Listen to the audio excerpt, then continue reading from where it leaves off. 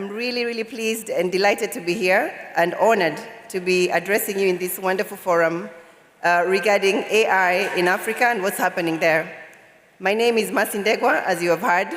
I'm based in Nairobi, Kenya, where I just came from this morning. And I'm really happy to be here to have made it in time to have this conversation with you. So first of all, I would like to just recognize all protocols observed. I understand that we have had a number of distinguished guests in the room holding senior public positions at different levels of government. So I would like to recognize all of those who are present, plus all of you other distinguished guests who are from different organizations.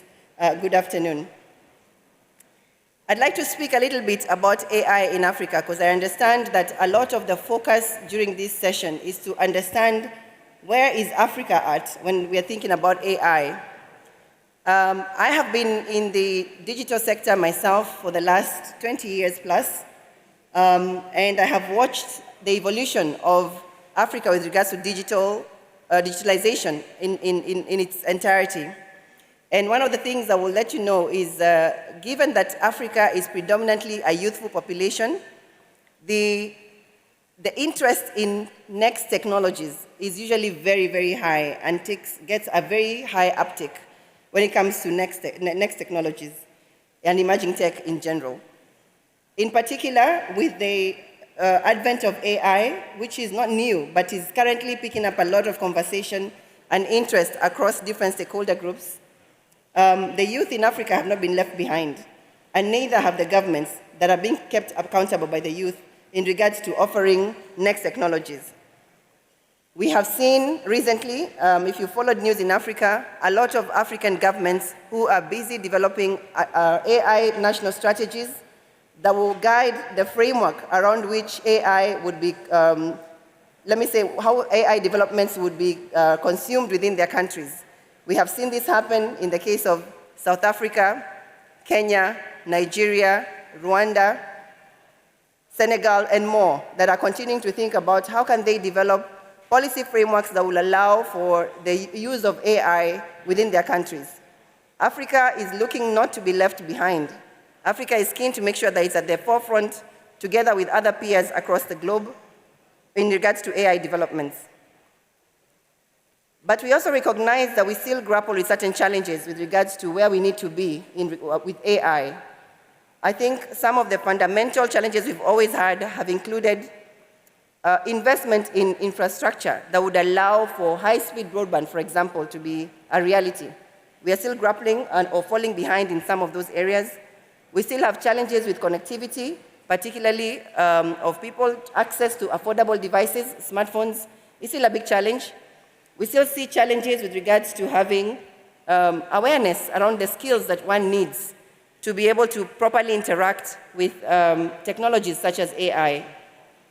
But over and above that, we have still seen a lot of investment being put by the governments themselves, but also by partners across the region, including yourselves, who are looking to see how can you partner to be part of the journey of getting Africa to be at the same level as the rest of the world on some of these developments.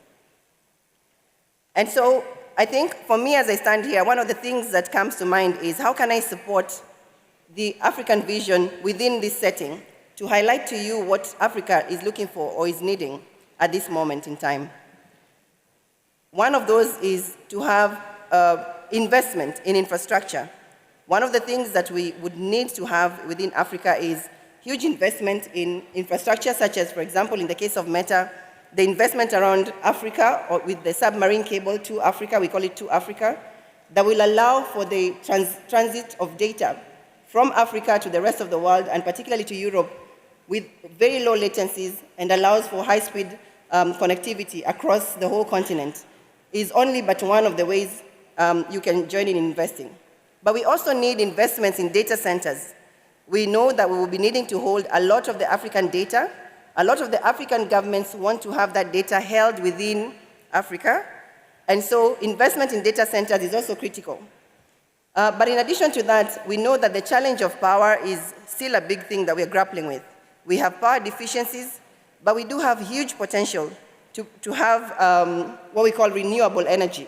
Africa has a lot of hydrothermal projects, for example, but all of these require investments from different sources to make sure that we can expand and mine the potential of energy to be able to power these high computing systems. And so besides that, there is huge opportunities in investing on skills.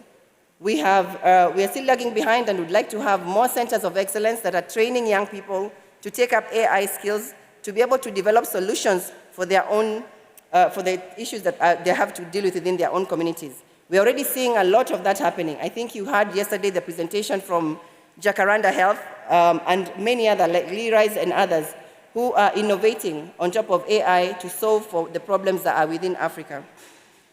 In the case of Meta, we have been very fortunate to have a team on the ground, like such as myself, that are able to identify what priorities Africa needs and see how we can align that with business priorities. And some of the efforts we have put together have included running programs, social impact programs that unlock innovator opportunities for developer ecosystems within the continent. We have done that also. Sorry, time is up. Sorry. I'm happy to have a conversation with anyone who has more time, but I'd love to thank you again for the time and for giving me the opportunity. Apologies for taking more time than I needed to.